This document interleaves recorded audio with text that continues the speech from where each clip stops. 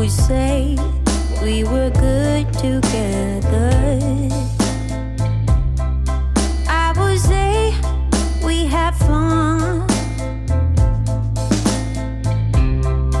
but our trails will never run forever. Bonjour, my dears. Hello from Paris. It's a sunny July Sunday and we are enjoying our favorite city. The Olympics has just started and Paris now is top of mind of the entire world, basically. Have you ever thought of moving here at least once? I bet you have. And so have we. And we did it. We moved to Paris 5 years ago and we've been loving it. For sure. But as they say, there is a thin line between love and hate. While we are immensely grateful to be here, some things about France are just... And as I'm slowly but surely integrating into the French culture and even preparing my dossier to apply for French nationality this year, I have adopted a very French habit, complaining about life. So let's practice. Where shall I even start? For those who don't know me, hi, I'm Katia, and on this channel we are figuring out adult life. I talk a lot about careers, development, personal finance, and also share the fun side of my life.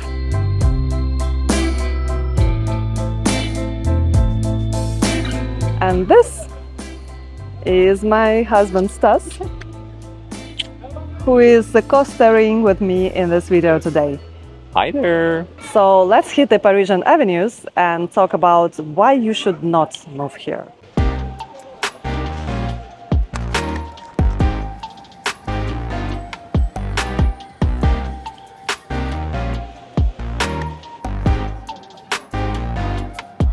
So we've just taken our €6 coffees and matchas and cakes a piece.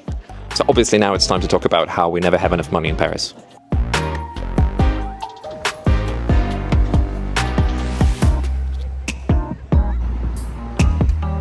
We are in front of Banque de France, which is of course the best place to talk about money. Katia and I, we are a double income, no kids family. We are professionals. We like developing ourselves as professionals. And well, truth be told, we like earning money and spending money. It's not that difficult to spend money in Paris. We can talk about that later.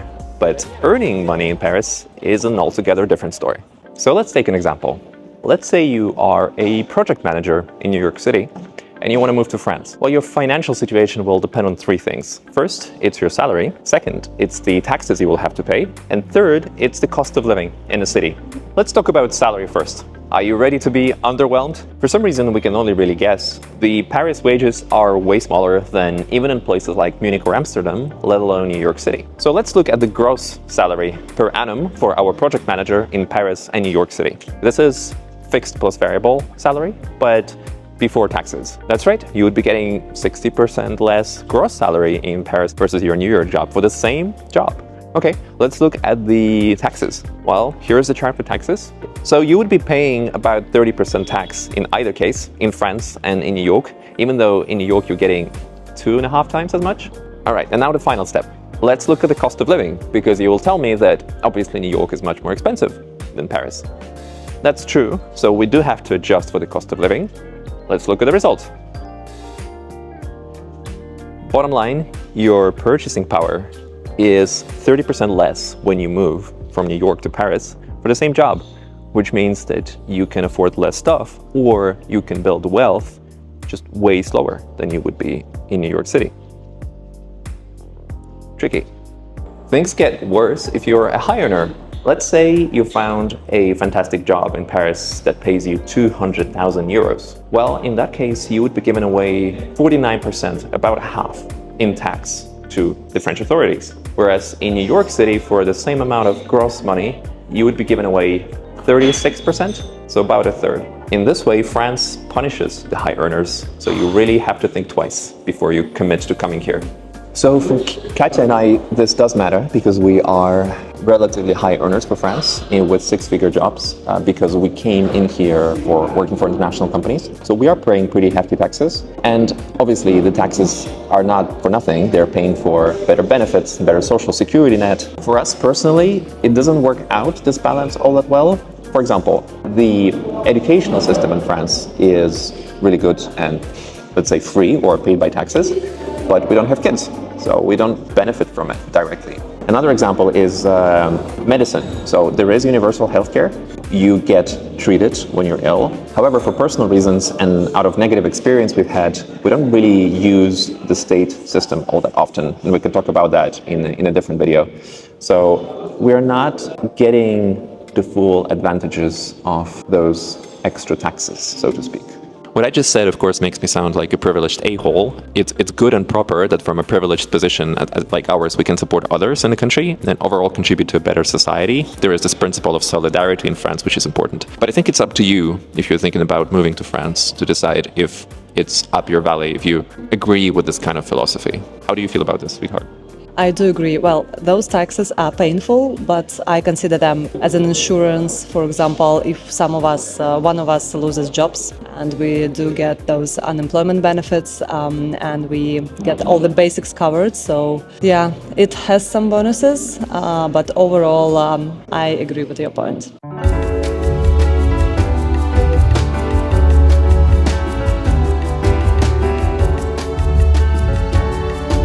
And now, moving on, let's talk about the French job market, which is very special. So finding a job in Paris is no joke.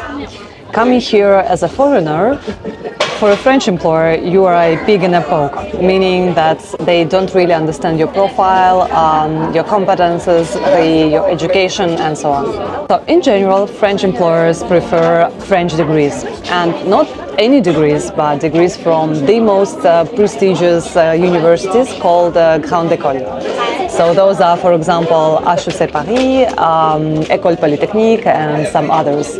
So those are the degrees that open doors to big careers in France. So any like finance, management consulting, and some like top tier companies.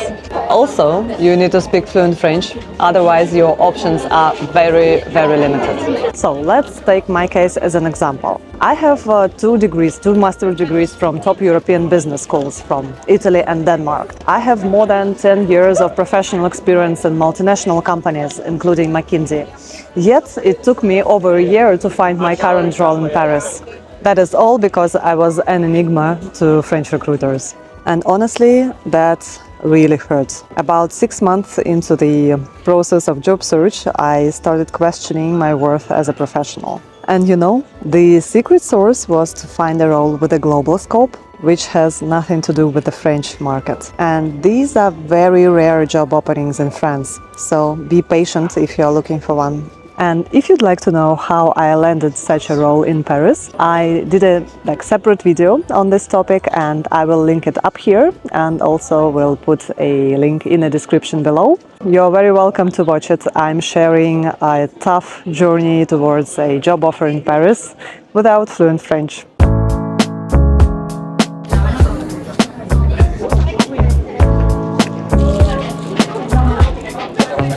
I think in our script we forgot one thing. One of the disadvantages of living in France is that it's really hard to stay in shape. And yet you are succeeding.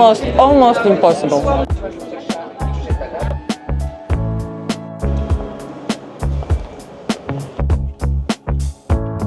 So the third shock when I moved to France was the French bureaucracy.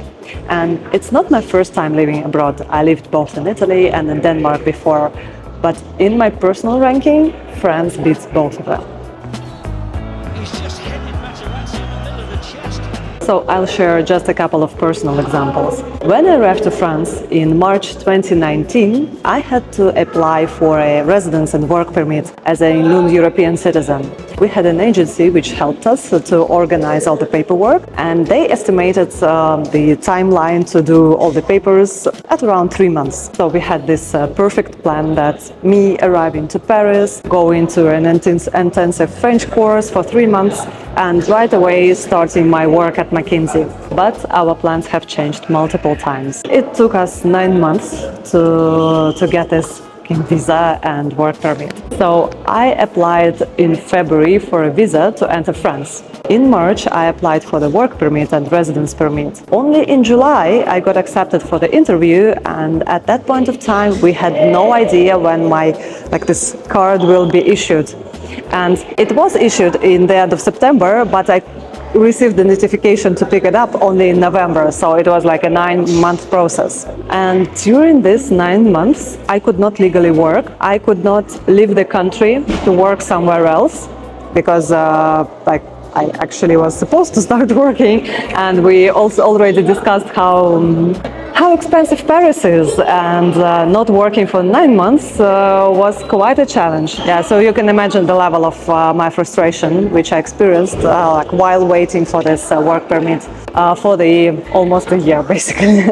And here we are, 5 years later. My residence card expires in September. It was for 5 years, and so I basically need to apply for a new one. And now I am eligible for a 10-year permanent residence card, and it's been a true quest to understand how to apply for one. And just for fun, I'd like to share with you a couple of translated snippets of my emails with French authorities and how our dialogue is going so far. I needed an answer to one simple question. How can I apply for a 10-year residence card?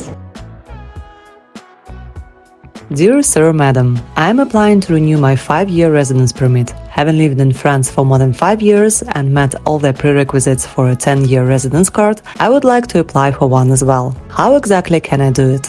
Best regards, Katia. Dear Mrs. Katia, you would like to know the progress of your application for a residence permit. The application has been received. It's awaiting processing. Please follow its progress from your online account. We hope to have met your expectations and thank you for your patience. Kind regards, France. Wait, what? That's not what I asked. I asked how exactly I can apply for a 10-year residence card. Let's try again. Thank you very much for your response. Could you please confirm whether my request is being considered only for renewal of my 5-year residence permit or also for a 10-year long-term residence card? Thank you and best regards, Katia. Dear Mrs. Katia, you would like to know the validity period of your new residence permit. The validity period of your new permit is a minimum of 3 months, but it may be longer. We hope these recommendations are helpful and that we have met your expectations. Kind regards, France. Well, maybe my French is simply that terrible.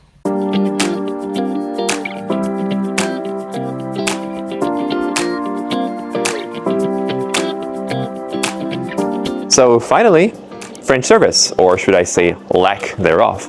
Let me tell you a story from when we first came to Paris. It was a new apartment, we had to set it up, and we had to install internet in our apartment. So first things first, you book an appointment from a guy to come with a box in your apartment. It was 10 days out, and they could only come during 9 to 5, which, as you will know, is the usual working hours for everyone who has a job. So one of us had to stay back home to make sure we could get the guy to come and get the internet to us. Well, lo and behold, at 5 p.m. we get a call from the guy saying, "Oh, sorry, not happening. I'm busy, not happening today. You will have to come, we'll have to book another time 10 days later to make sure that I can come and get you the internet." So that is a story that we've lived in some guises many times over. The service is just not there. And it's different from the other places we've been to. Take from the story what you will. Oof, that was quite a handful. You see, we needed to vent a bit. True, but at the same time, we are here. We have even bought an apartment. Katia is applying for French citizenship Very later much this year. looking forward to So- all this process. So something seems to work somehow. Why is this? Yeah, why we're still here, despite all this mess. Subscribe to my channel and wait for my next video, where we will share the advantages of living in France and why we do love France. Until then, see you guys. Thanks for staying until the very end. Subscribe to my channel, like this video, and à bientôt! À bientôt!